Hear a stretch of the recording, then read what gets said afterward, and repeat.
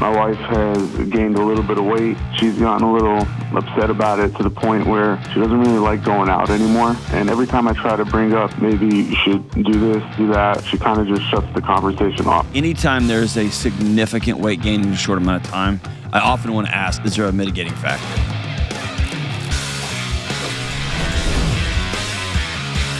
What's going on? Yo. This is John with the Dr. John Delony Show. Talking about your marriage, your parenting, your relationships, what to do with your kids, what to do with your boss, whatever's going on in your life, your emotional health, your mental health. For the last 20 plus years, I've been sitting with hurting people when everything is falling apart, and we have to figure out, what are we going to do next? What are we going to do next? And you may be sitting there going, I kind of want to call, and I kind of am chicken. Listen, I would be super chicken. I would not call some wackadoo on the YouTubes or on a podcast, but we often change names, we often change locations, and we'll do our best to help you be anonymous and help you get the help that you need. So if you want to come hang out, I promise I'm going to sit with you and we'll figure out the next right step. If you want to be on the show, give me a buzz, 1-844-693-3291. It's 1-844-693-3291, or go to johndelony.com/ask and fill out the form, and we'll get you on the show. And don't forget to leave good reviews, great reviews, and hit subscribe. Man, we are cooking on the YouTube number. My goal this year is 1 million. We're on our way. Please forward these episodes to your friends. Send them the links, and don't forget to hit the subscribe button. It makes all the difference in the world. All right, let's go out to New Jersey and not talk to Silent Bob. We'll talk to Jay. Hey, Jay, what's up, man? Hey, how are you, Dr. John? I'm good, brother. How are you, man? I'm doing good. So I got married roughly 8 months ago. Okay. And since then, my wife has gained a little bit of weight. I'm not exactly sure why, but she has. And she's gotten really, I don't know if you want to call it bitter, but she's gotten a little upset about it to the point where she doesn't really like going out anymore. And every time I try to bring up, maybe you should do this, do that, see somebody about it or whatever, she kind of just shuts the conversation off. So I just want to know how to kind of approach it and how to talk to her about it. Yeah, man. When you say a little weight, what does that mean? So like numbers, I don't know numbers, but I mean, like there is definitely a difference visually. Like she's definitely gotten bigger. Okay. Is it something you're bringing up with her, or are you saying, no, you're beautiful, you're awesome, let's go hang out? And she's saying, no, I'm embarrassed to go out in public. Yeah. I mean, I still love her. I mean, I still find her beautiful. She just, like now she's like clothing shopping has gotten harder and stuff like that. And she's really not having a good time with it. What happened? So, I mean, I guess there's like a little bit of a bigger picture. I mean, she grew up, her parents did not really have a lot of money. And they were kind of like proud of that they were poor, I guess you want to call it. Mm-hmm. And she did not, I mean, she just like when she was in college before we met, she did not eat at all. Like she just wouldn't eat. And then when she came into my life, I was like, that's not, you got to eat meals or whatever. And then honestly, that's all I can attribute it to. I'm not sure exactly what happened, but this you can pinpoint, as someone who's been dating her for a while and been married to her for the better part of a year, you can pinpoint this too. We got married, we came home, and then all of a sudden things started to change. Let's move weight over to the side. Has she been struggling over the last 8 months, just with temperament, with being able to sleep, with being frustrated? Like what's her disposition been like? So, I mean, she has a lot of anxiety. I mean, she has a brother who's born with a disease, and it's gotten really bad over the past year, and she's kind of been struggling with that as well, like a lot. Okay, like that has been really hard for her. Anytime there's a significant weight gain in a short amount of time, where the person experiencing it is having trouble wrapping their head around it, I often want to ask, is there a mitigating factor? And so maybe it's suddenly she's a married woman and she's got some pictures in her mind of what marriage was like from when she was a little girl and her body's trying to protect her. Or maybe, she's got this external stressor. She's worried about her brother. Who knows? I think the challenge here is that weight is such a minefield of an issue because it brings in so many different variables. Are you lazy? Do you have any self-worth? Are you even beautiful anymore? Are you desirable anymore? It has so much, no pun intended, weight to it, right? Yep. I want to get to the level beneath that, which is a husband who's a new husband trying to connect with his new wife. And he feels like he is walking around in the dark, just grasping at things. And he seems to be able to occasionally pull a fistful of hair in the dark, and he yanks it, and she goes, "No!" And he doesn't know what to do, right? Yeah. So can I poke on you a little bit? Sure, go for it. Please tell me you have not given her like weight loss tips or exercise routines. Oh, no, not at all. I mean, I'm on the bigger side myself. Way to go, Jay. Way to go, Jay. You give me hope for humanity. So I am going to put myself in your situation. If I'm sitting where you're sitting, I love this woman. I'm watching her slowly become a shell of herself. I'm watching her body change. I'm watching her heart and mind change. And I'm watching her be fearful of the outside world. When you sit down and say, hey, you need to work on XYZ, her body's going to hear that as yet another stressor, another threat. You are going to get put on the outside, and she's going to wall up. And you're going to be trying to figure out a way in to see and meet and talk to and connect with your wife. The other approach is to say, Jay, I'm struggling with how to best love the most important woman in the world to me. I'm going to go talk to a local counselor, local therapist, and I would love it if you came with me. Because you plus the counselor are going to be able to teach me. And that's an invitation, not a grenade. You see the difference there? Yep. Because at the end of the day, unfortunately, as much as you and I both want to, we can't control the people that we love. We can't. We can control our thoughts and our actions. That's it. Are you willing to sit down and with a professional and say, all right, I've reached the end of what I'm able to do. Will you help me? Right. So, I mean, like I said before, I am also on the bigger side of things. So I recently approached her with this, I guess, kind of a deal where I said, I'm willing to go to somebody to deal with me. Would you be interested in coming along and just trying it out? Yeah. So it has worked a little bit. Oh, so you've already done that, my man. Dude, you need to have your own show. I'll call into you. I need some help, man. So you did this. You're a big guy. Are you overweight? I am overweight. Yeah. I mean, due to an injury, but yeah. I mean, I used to be very active, but okay. I tore my meniscus, so the injury has made activity hard. So that means we have to mess with the switches somewhere else, right? But yeah. When you say you're overweight, are you obese? Are you more than 100 pounds overweight? Or are you 50? Where are you? It's hard to. I mean, I played football for a while, so I was always on the bigger end. I mean, I'm 6'1", and I'm at around 300. Okay. All right. Okay. Yeah. So yeah, you've got some heft. You're a big guy. Yes, I do. And are you at a place? So let's move your wife. Let's just talk you and I. Are you at a place where you're ready for your knees to stop hurting, your ankles to stop hurting, getting out of a seat, a chair up, those kind of things? Is that why you're ready to make this change? Well, I was ready to make the change. Well, after I wasn't able to go to the gym anymore, and I wasn't able to play sports anymore, and I kind of felt it taking away that last 5 steps. Started to get a little harder. So there you go. Yeah. I said, I gotta approach this a little differently. The gym's not going to work. We're going to have to figure this out some other way. Yeah.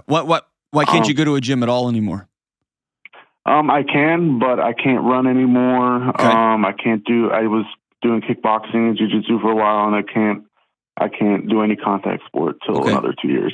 So let's change our conversation to, and this is a guy who was, I was doing dumbbell curls with different size weights for the last couple of months because I hurt myself, and I didn't want to allow nothing to be my solution. So I looked like a goofball. I had one 10-pound weight or 5-pound weight in one arm and the other weight in the other arm, right?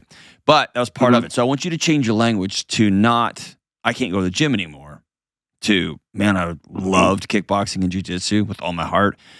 Now I got to go do something different. See what I'm saying? Right. Yep. And man, I think you can get on the path really quick. I love that you invited her and that you're willing to go first. I think that's a really powerful move. To support you, can I hook you up with a couple of things? Mm-hmm. The the greatest workout program, I think, in the country. It's the one I use in my house. It's the one that's on my wall in my gym, in my garage, is my buddies with the Mind Pump guys. And I want you to go to Mind Pump, and I want you to Google Mind Pump, P-U-M-P, and their workout programs. Okay? It's called MAPS, M-A-P-S. And you can pick any one that you want, and they're going to give it to you for free because they're my friends. Oh, well. Okay? We're going to hook you up. Mindpumps.com? Mind Pump, and then look at their MAPS programs. They've got a number of workouts, everything from you're a single mom, you got 15 minutes, all the way to you're like, broed out, bro, and you want to get Slick Rick, and you want to get all oiled up and do a show. Everything in between. I used to be that way. Those days are over. But I'm going to hook you up and your wife if she wants to do one as well. Okay? Okay. But that won't be for you to be like, hey, guess what? I got a new workout program for you, because then you're going to wake up 4 days from now with a chair across your head, and I will support her. Okay? That's number one. Number two, another good friend of mine, Dr. Lane Norton, has created the greatest calorie tracking app, the macro tracking app that I believe exists. It's a coaching app, and it's called Carbon. It's the one I use in my home. It's amazing, and I've used it for a long time. And I'm going to hook you up with that for free. I'm not. He is going to hook you up with that for free for a month. For a year as well. Okay? Oh, wow. Okay. And that is as simple as protein, fats, carbs. And if you can go as nerdy as you want to. I feel like I'm doing a commercial. These guys don't pay me a penny for any of this stuff. These are just my friends, and this is what I use in my house. And I've got a history of disordered eating too. So that's me walking alongside you. Okay? But I'm going to hook you up with that, and we'll get you connected, so hang on the line here. I do think going to see a counselor beyond a trainer is important right now. Okay. Because your wife her challenge is bigger than weight right now. It sounds like a body who is feeling less and less and less control over what's going on in her world. It might be that her brother's getting sick. It might be that her marriage has changed her life. It might be that her job is whatever the thing is. But it feels like her body is slowly spiraling on her. And so she is solving some of these problems with food, with withdrawal, with lashing out to the man that loves her and that she loves, right? So just things that are not normally a part of her life. Right. And it may just be that she married somebody who cooks really well, who's kind of a big guy too, and just kind of settled into this new life, right? No, I'm not that good of a cook. But I mean, y'all may have created some habits together, and you're like, oh my gosh, 8 months in, this is our life.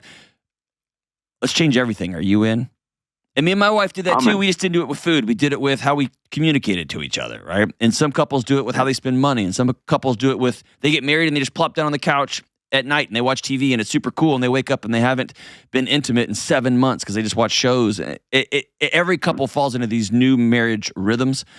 And so this may just be the rhythm y'all fell into. Okay. Is that cool?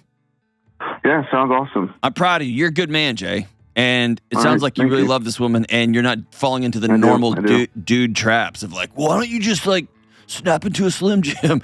And it sounds like you're trying to be sensitive and walk alongside her. So I'm proud of you. Yeah. Brother, call me call me anytime I can help. And hang on the line here. We're gonna hook you up with my friends at Mind Pump and my friends with Dr. Norton, and get y'all connected and get you at least a couple of tools to help you on your journey. But call a counselor and say, hey, I'm ready to tackle this. I've had some injuries. I've put on a lot of weight. I used to be an athlete, and I've got to change my identity. And I want to learn some new tools for talking to my brand new wife, because I'm not able to connect with her now. She's struggling. I'm struggling.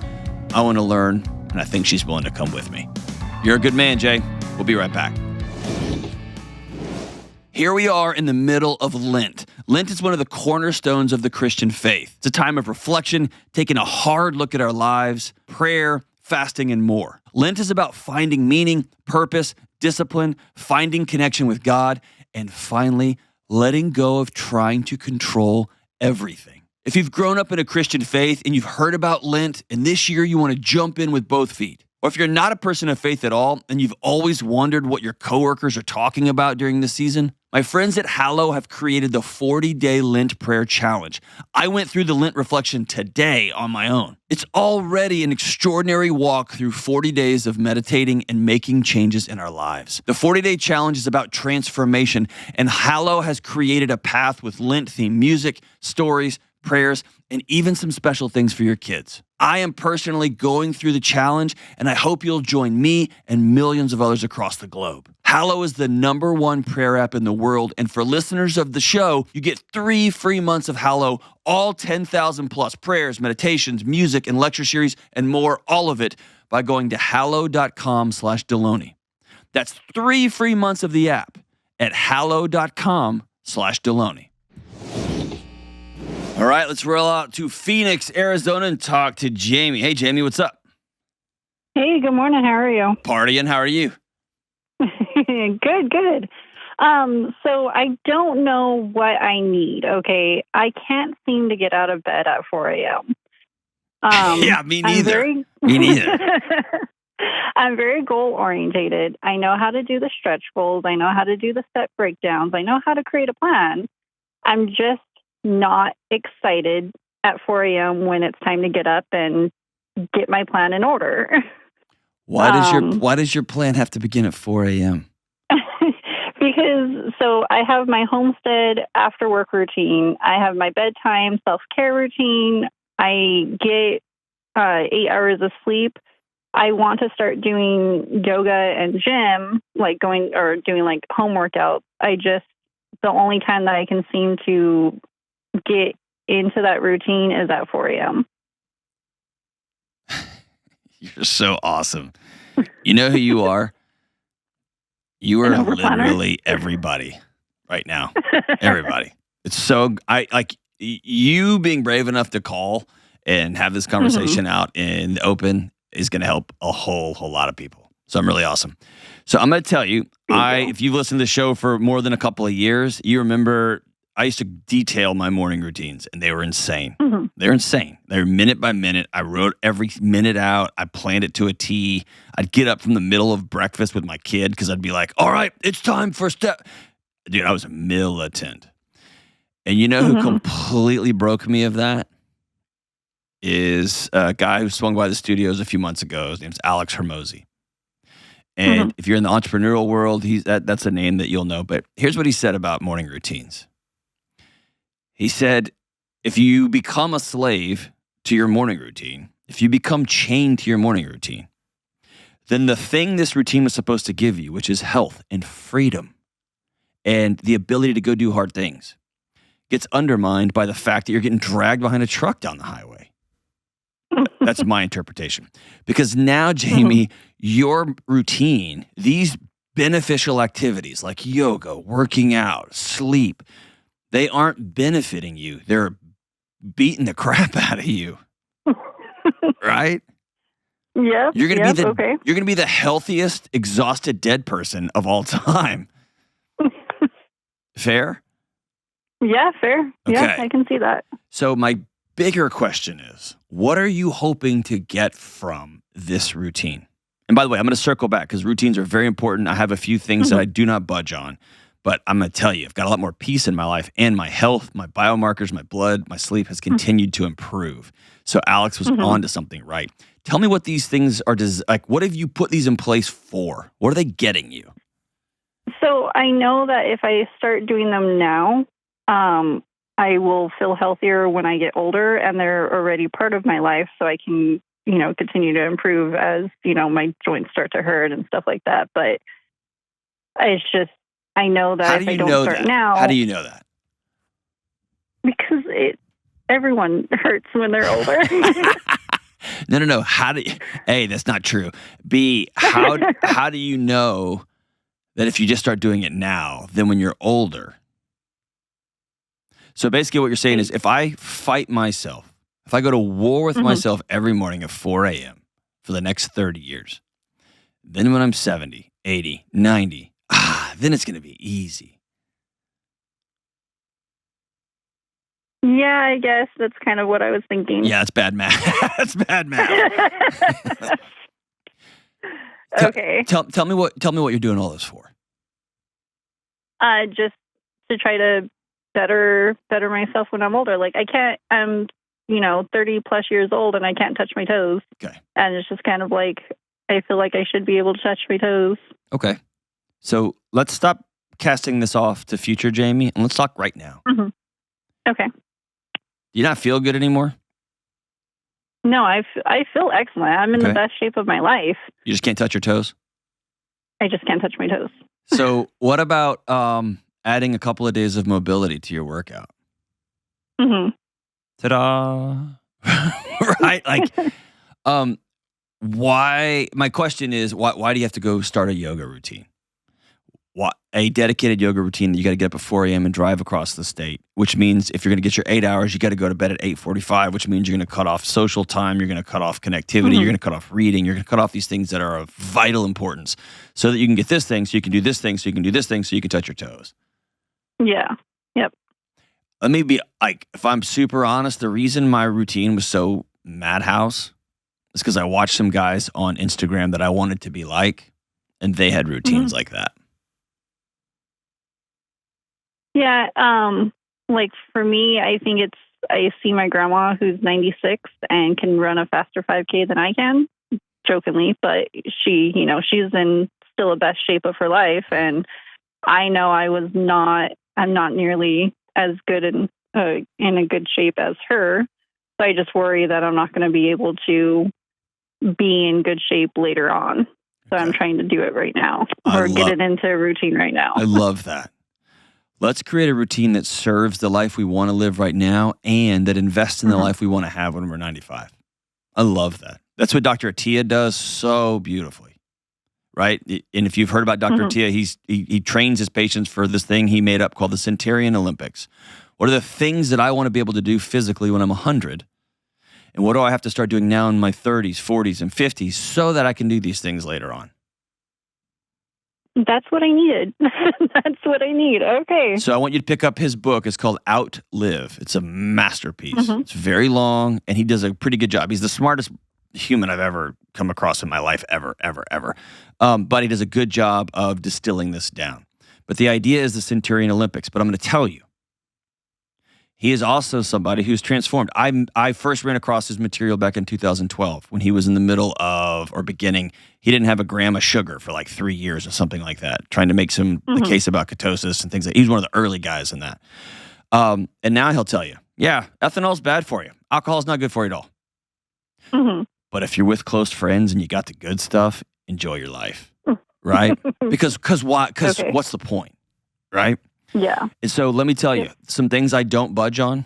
I work out, I move my body every day. Sometimes that's throwing on a Go Ruck bag with some weights in it, and I walk on a treadmill. I got a new Assault Fitness treadmill. It's the greatest thing of all time. And I walk on it for half an hour. Is that a good workout? No. Is that moving my body? Yep. This morning, I went real hard for too long. Like I overdid it this morning. That's cool. I'm just going to do something every day. I'm going to move every day. Also, because of my friend Jordan's site, I feel like this show is just me talking about buddies who've influenced my life. I've incorporated a couple of days of movement into my life. I went to my daughter's Taekwondo practice yesterday, and I remembered when I was doing MMA, I used to be able to stand, just look at another guy, pick up my foot and put my heel on his shoulder. And I'm struggling to touch my toes. I was like you. I'm like, I need to start doing that. But I'm not getting up at 4 a.m. You know why? Because I want to laugh really hard at 9:30 or 9 o'clock or 8:30 with my 14-year-old. I want to hang out with my wife.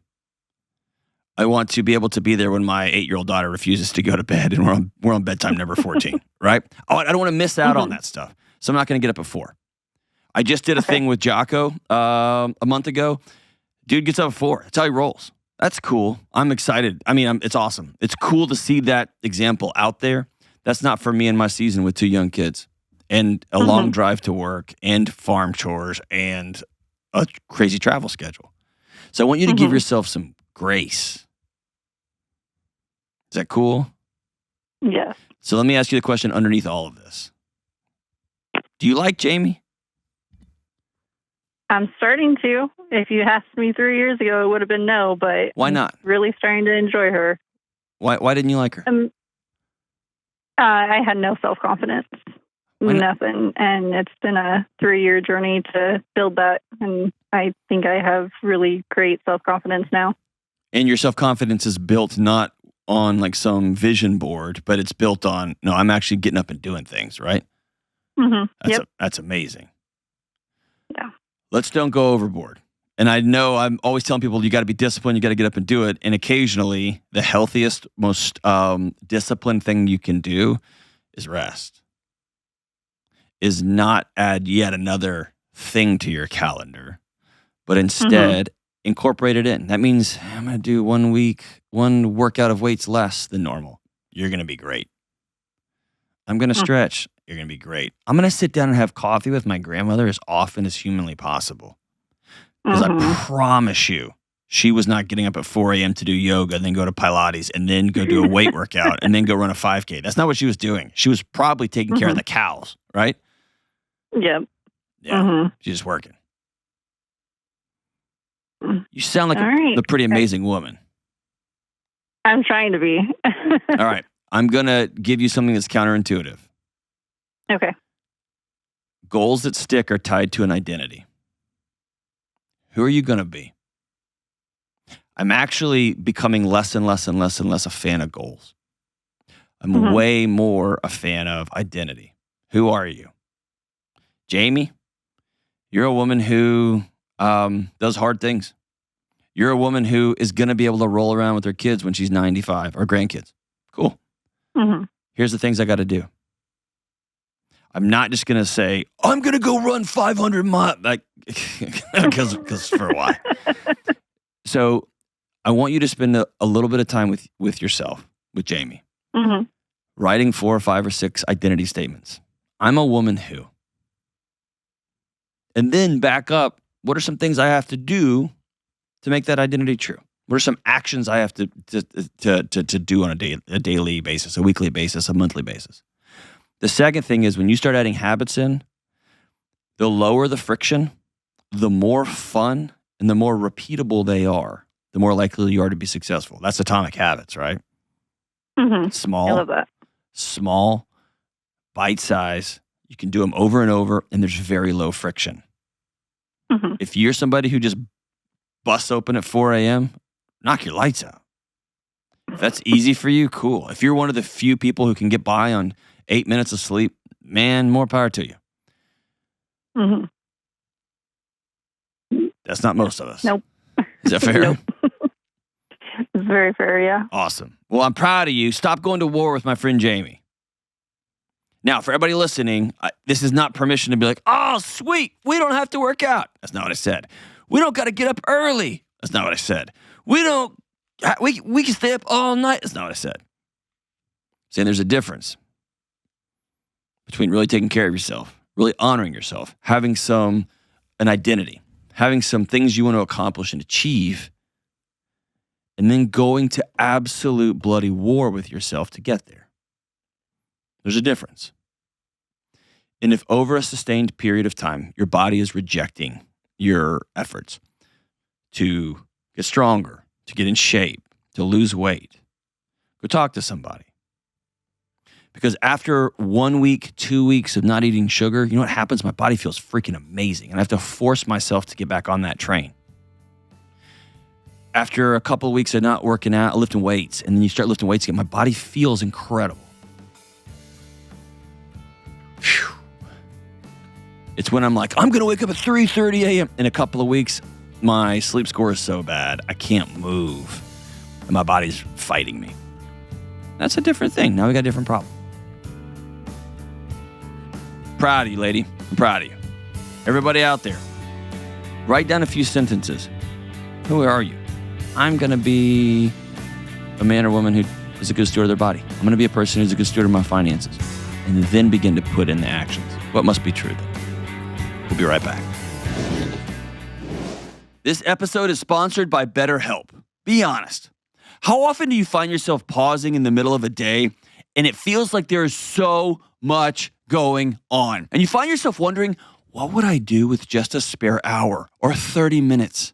Can you even imagine? And it's in these moments that we often realize we're living someone else's life. Everyone else's schedules, priorities, and emergencies are driving our lives, and we can't keep carrying this load for everyone and everything. And it's in these moments when it feels like too much or when you need some help parsing through all the chaos that talking to a professional therapist can be a game changer. Therapy can be a place to work through the challenges you have with boundaries, time, commitments, and your own self-worth. And that can be in relationships with your friends, people at work, your significant other, or even how you can make and keep commitments with yourself. For figuring out what even makes you happy anymore and how to go make it happen. And if you're thinking of starting therapy, try BetterHelp. Because therapy isn't just for people who've experienced trauma, it's great for building skills so you can be the best version of yourself. BetterHelp is completely online, so it's flexible enough to fit your schedule. Just fill out a short questionnaire to get matched with a licensed therapist, and you can switch therapists at any time for no extra cost. Learn to make time for what makes you happy with BetterHelp. Visit betterhelp.com/Delony today to get 10% off your first month. That's BetterHelp, HELP.com/Delony. All right, let's go out to Calgary, Alberta, Canada, and talk to Taylor. What's up, Taylor? Hey, Dr. John. So happy to be talking to you. How are you doing? And also with you. What's happening? I recently realized that I'm not showing up in my friendships the way that I want to. Uh-oh. And so I love some advice about that. So how do you want to be showing up in your friendships? Basically, over the past few years, I've been really, really committed to reducing the anxiety in my life. And your show has helped so much with that. So thank you so much for everything you've done. Thank you. But one of the byproducts is that my life looks a lot different than my friends' lives these days. And for whatever reason, over the past year especially, I've found that some of my friends and I have been kind of going in circles in our conversations. And a lot of the focus has been on things that are going on in their lives and in their marriages. And it's not that they're asking me for advice, but when they bring these things to me, and I'm looking at it through this new perspective that I have from like following your principles and things I've learned in therapy, a lot of the things that they're talking about feel really solvable to me. And so then I end up getting into like self-development speak and getting into problem-solving mode and giving unsolicited advice. and that makes you really, the worst. No, it does. Because like I recently had a conversation with a friend and I literally stopped mid-conversation and apologized. I'm like, oh my goodness, I've become that friend. Good for you. Gross. Nobody wants to be that friend. Dude, I don't want to be that friend. I was that guy forever. I hated it about myself.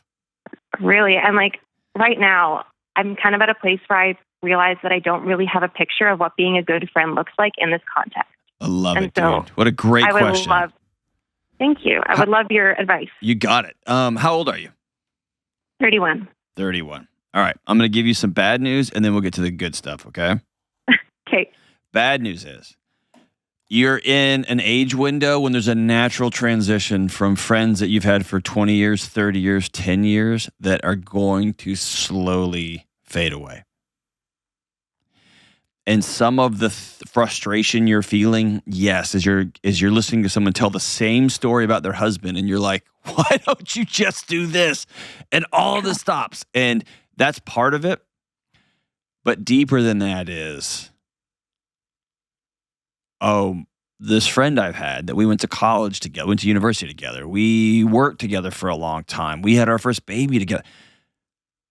We've just grown apart. Her and her husband are just couch people. I'm not. She is just a fill-in-the-blank kind of person. I'm not. Some of my best friends in the world, I remember we all had kids. I had a son first. My one buddy had a son first, and the other buddy had a daughter first. Come to find out, one of my best friends in the world is a Cub Scout dad. I didn't know that. Come to find out, one of my best friends in the world was a Little League Baseball draws up plays at work and is like making lineups on his lunch break. What? Right? And they came to find out one of their friends is trying to teach their kid, his kid, like the finer points of why Metallica Black Album is actually better than people thought it was, right? And so it's this, and like why hunting is obsessive, right? So we found that out about ourselves, and there's actually some space. There was actually some time we didn't hang out a lot. Yeah. Because it's like, dude, those aren't my guys anymore. Like, I love Cub Scout. I'm just not a Cub Scout guy. I love Little League, but I'm not making a lot. Like, when you call me and you're like, hey, who do you think we should pitch in whatever game? I'm like, what? It's Tuesday, right?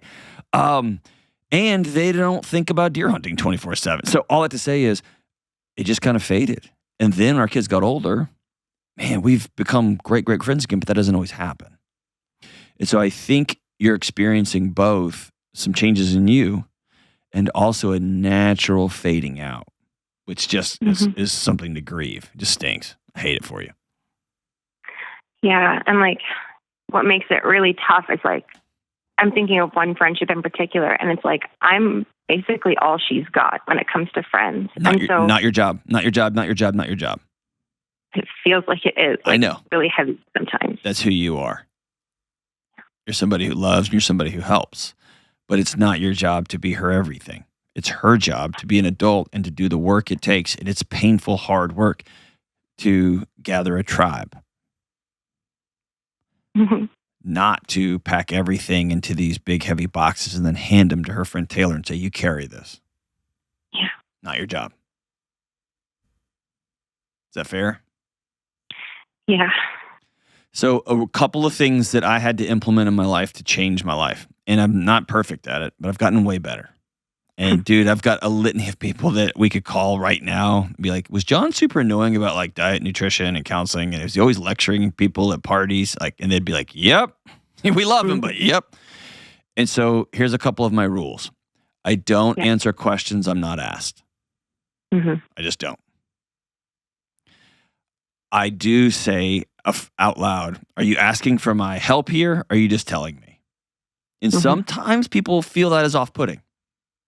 But I want to make sure. It would be off-putting. Well, it's you do, but they often don't.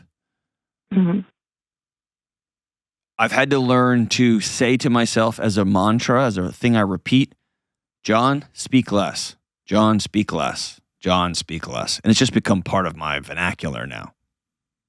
It's an internal dialogue. John, talk less.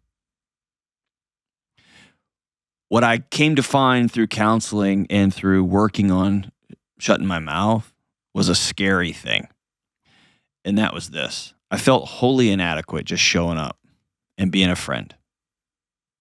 And I felt like the only value I brought to anybody at any time was having a bunch of answers about stuff. And what that did in a roundabout way was suggest that I'm smarter than all the people I interact with. They're kind of dumb. I can probably teach them about how to be married better, eat better, exercise better, deal with things better. And it really was my ego trying to protect me. And what I had to make peace with is the greatest gift I can give my friends is my presence, just showing up. And that meant I'd look in the mirror and start convincing myself through action, not just through mantras, but that I'm worth being a friend with. And that was my core root. That may not be yours, but that was mine. I just didn't, at the end of the day, believe I had much to offer anybody. So I'll ask you, are you worth being a friend with? I think so, but I don't always feel so. There you go. You know so, but you don't feel it. That's awesome. You know why? Because that means you're going to practice. And instead of saying something, you're going to reach across the table and just hold your girlfriend's hand. Instead of saying anything, you're going to tip the waitress really well and look at your friend and say, I just felt like I need to do something nice for somebody.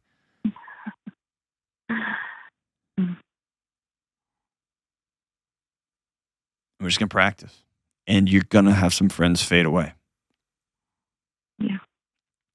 You might have one or two friends that notice and say, hey, you don't talk as much anymore, or you're not like whatever, you've changed. And you can say, yeah, I was really annoying. I feel like I was lecturing you guys all the time, and that's not my job. Y'all are grown-ups. Y'all are smart. and letting things kind of be. And you know what that is at the end of the day?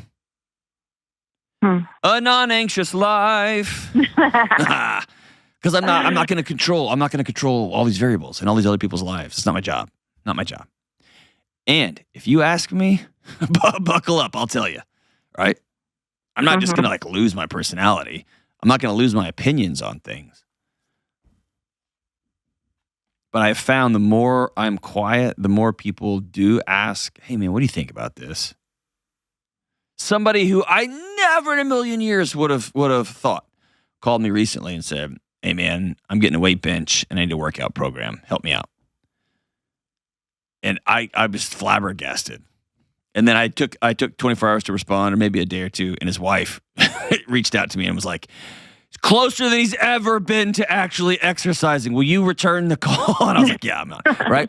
But this is somebody I've hassled for 20 years.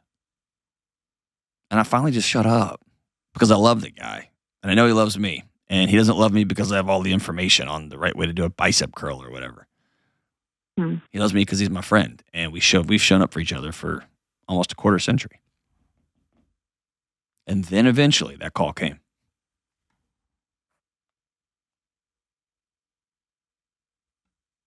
Is that fair? Sure is. You don't like it though, That's huh? starting. No, I do. I really do. All right, I've talked a lot thinking. and thrown a lot at you. Tell me what you're feeling, what you're thinking.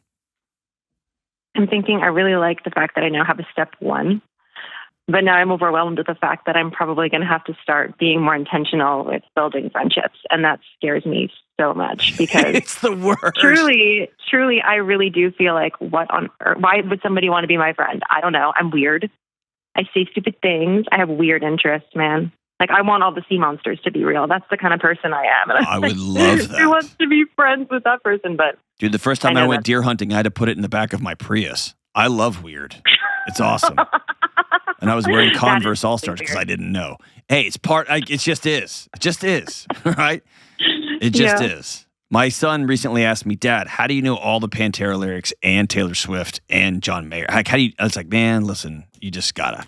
So, hey, being weird is the gift you bring somebody who lives in spreadsheets all day, who thinks rationally about problems, who has never even once considered a sea monster. That's a great conversation over drinks and nachos. You know what I mean? So it's a gift, but you have to believe you're worth that gift, and that's not for everybody. Mm-hmm.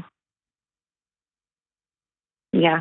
And that's if your right, too. core identity is everybody's okay around me, that's going to be exhausting. That's a recipe for an anxious life. Mm-hmm.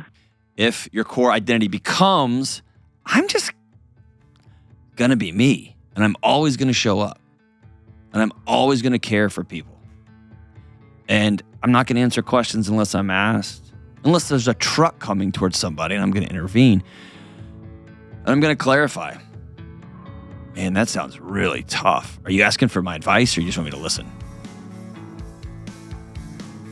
I'm just going to keep showing up, and keep showing up. Because the world needs a little more weird. It doesn't need any more crazy. We're capped out on that. It doesn't need any more mean or angry. We are full up on that. But a little more weird, that'd be fun. Thank you so much for the call, Taylor. You are awesome. Everybody, hang on. We got a cool segment coming up. Hey, what's up? Delony here. Listen, you and me and everybody else on the planet has felt anxious or burned out or chronically stressed at some point. In my new book, Building a Non-Anxious Life, you'll learn the 6 daily choices that you can make to get rid of your anxious feelings and be able to better respond to whatever life throws at you so you can build a more peaceful, non-anxious life. Get your copy today at johndelony.com. All right, I'm back, and it's time for Am I the Problem? Go for it, Kelly. All right, this is from Harper in Wichita, Kansas. My husband has been working out with a female coworker for the past year. They work out once a week at work with a trainer, but it's just the two of them in there. Oh, yeah. They went to high school together and now work at the same company. She is his age, young and attractive. I've always thought she has feelings for him, but he has never shown any interest. I'm not convinced anything is going on, But I have asked him to stop because I feel uncomfortable and it looks inappropriate. But he keeps saying it's not a big deal. Am I the problem? No, I don't think so. And I know that people listening will be like, "What? Come on, bro." It's not. I don't have partnered workouts with attractive coworkers by ourselves, even with a professional trainer. I'm married to my wife, and if my wife tells me something makes her feel uncomfortable, and I'll say within reason, right? If she was like, "When you drive on the highway and there's a woman in a car next to you, like that makes me uncomfortable," well, you're gonna have to just like Taylor Swift says, shake it off. But like, this is above and beyond, and it's courting danger. It just is. It's putting everybody in a position that one thing gets sideways, and it's tough to come back from. I've also learned this in my life, and maybe it's just my wife, she's amazing, but I've learned that my radar is about as useful as an old tin roof when it comes to somebody hitting on me or with interest or whatever, and my wife saying, "Watch out for this one," or "Hey." And I've often been like, "What? I've come to believe she knows. She knows, right? And it's not this woo-woo thing. She knows. Same with, I can be like, "That dude's eyeballing you," and she's like, "What?" Well, yeah, because you know what you would do. Yeah. And same with women. We know how we would act. Yeah. So, yeah, I think that's What do you think? I think in this case, and normally I'd be like, no, a man and a woman could do that. It'd be different if it was, and there were other people in the gym. And especially if you're helping each other work out, that's pretty intimate. There's a lot of touch, there's a lot of... Well, that's you, though. You are spandexed out and kind of handsy in the gym. Let's be honest. Here we go. Not really. I've never been in the gym with John. Never. Thank God. Thank God. No, but I mean, it is. Because I'm a smoke show. I'll try to contain myself. But if you're working out with somebody and they're spotting you, or they're helping you do different moves or whatever, it is physical. There's a lot of touch. It's just an intimate type thing. And workout clothes leave nothing to the imagination. Nope. This is what I look like. Right. With maybe some of it spandexed up real close, but this is about approximately what I look like. You can imagine how it all looks right there. That's right. So yeah, I think in this case, if she's uncomfortable, just either that or just, hey, we'll start working out at a time when there's other people in the gym. I would even be okay with that. Yeah, or, dude, I'm just going to start working by myself. Yeah. I'm going to start working on my wife. I'm going to, whatever. I mean, my husband works out at the gym the sheriff's office where he works. But there's always other people in there. And of course, it's mostly men in there anyway, so it doesn't matter. But yeah, I don't think she's the problem. No, I don't think so. And I don't necessarily think he's the problem either. I just don't think he's getting it. He's just not seeing it necessarily. I don't have any ill feelings towards him. I think he is just playing with matches over a little bucket of gasoline, and he's just like, "What?" And she's like, hey, and he's like, "What?" And I think that's it. But you know what they should come to? Money and marriage. Oh, yeah. Okay. That was a great transition for the 4 people who are still listening after this thing has got off the rails and crashed. Listen, Money and Marriage is back. The Money and Marriage retreat that me and my friend Rachel Cruz, we designed it from the floor up. We put it on, is amazing with the world-class live events team here. In Nashville, October 24th through 26th. Here it is, 2.5 days of teaching from me and Rachel about your finances, about sex, about communication, about how to fight, how to come back together, how to make hard challenges. You hear me say things all the time like, you got to rebuild something new. I walk you through how to do it. Say all the time like, hey, you got to do a strategic plan. Like, I walk you through it. Here's how to do it. And we're going to practice it. Lots of Q&A. If you come with questions and you've always wanted to sit down at a table with me and ask that question, that's what this retreat is. It is a lot of up close and personal. It is a lot of interaction. If you leave with your questions unanswered, that one's on you. We do a lot of Q&A, an over the top, as the live events team and Delony's crazy minds can imagine it, an over the top date night experience that I'm just going to tell you last year. It it was off the chain. It was off the chain. Lots and lots and lots of smiling people the following day. And you can stay an extra day and make it a full-on Music City vacation. It's just an amazing weekend. This is a full 2.5-day weekend marriage retreat. It's expensive. It's $799, which we've come to find out is about half of the price of most weekend retreats that are destination. $799. You get, and there's a couple. We had to invent a few more because the platinum tickets sold out before we even left last year's event. The VIPs were gone. We've invented a few more VIP tickets. And that's for hanging out with me and Rachel, sitting down, having meals with us, sitting down in a room and chit-chatting. Go to RamseySolutions.com/getaway. RamseySolutions.com/getaway for the weekend of your life. Hey, thank you so much for being with us today on the SHOW. Kelly, you're not the problem. It's me. It's me. It's not you either, America. Love y'all. Bye.